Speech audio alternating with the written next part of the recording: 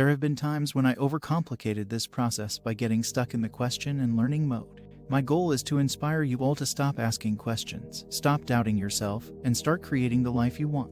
After all, you are God, and all is possible to God. How am I overcomplicating it? By placing too much focus on the external. You see the world around you as the truth and thus are unable to stick to living from within. Your reality is simply a projection of what you are entertaining inside. Think of your reality like a dream. In your dream, everyone and everything you see is just a part of you masquerading as something separate. You know that it is just your mind creating everything. You know that you are in no real danger, and you know that it's all an illusion, something conjured up by your mind. It's your creation. Reality is no different. It is all your creation. No one is doing anything to you. Nothing is an obstacle outside of your control. You are doing this all to yourself. The sooner you can realize this and take responsibility for your life, the sooner you will find peace. This is what Neville speaks of in all of his lectures. So, what should I do? There is no one to change but the self. That self is simply your awareness, your consciousness, and the world in which it lives is determined by the concept you hold of self. It is to consciousness that we must turn to the only reality. For there is no clear conception of the origin of phenomena except that consciousness is all and all is consciousness. As Neville so gracefully put it, all that is necessary is a change in your concept of self or embodiment of the wish fulfilled. How do you do this? By asking yourself these questions. What do I want? How would I feel if I had what I want? Write it down. Play with it a little. How would you feel? Who would you be if you had what you wanted? Close your eyes and ponder that question again.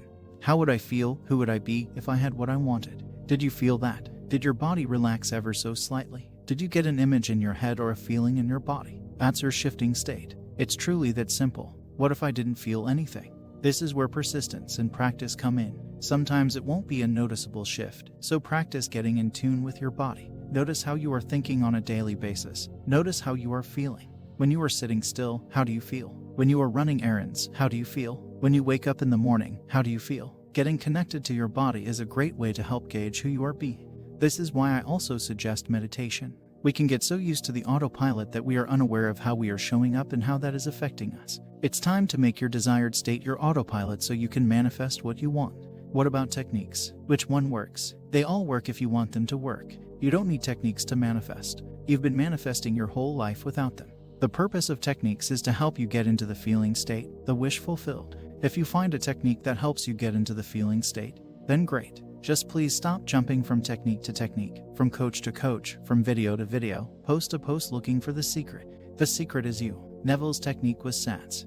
That's what worked for him because he believed it would work for him. Some other folks swear by scripting because they believe that works for them. So, if you really want a technique, pick one that you enjoy and stick to it. I've been doing everything, and nothing is working. If you feel frustrated and like nothing is working, take a step back and get brutally honest with yourself. Have you truly been embodying the feeling state? Have you truly been diligent with your mind and putting your ego in its place? It's a practice, a daily lifestyle. It is not something you do here and there in the hopes of proving to yourself that it is real. Do you believe you can consciously manifest? Do you believe God is within you? Do you believe that your inner world is the truth? It's okay if you don't. Work on those things first. Go to bed every night imagining you are a master manifester, that you totally understand how this works, and that you believe you hold all the answers, because you do. You just cannot see this yet because you are placing too much focus on the external and allowing the ego to run amok in your mind.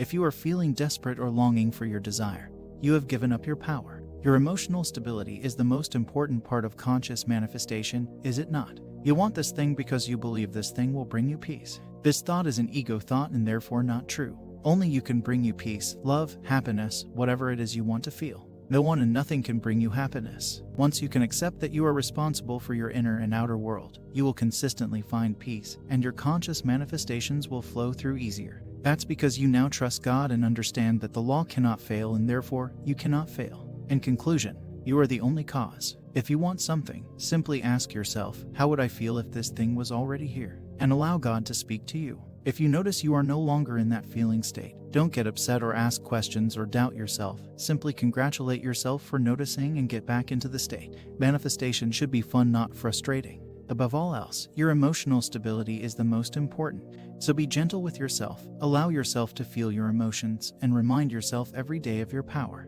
There is nothing you cannot do. There are infinite possibilities, and all are available to you if you choose them. When all else fails, go back to the basics. Whom are you being? Are you living in your creator state or your victim state? The choice is always yours.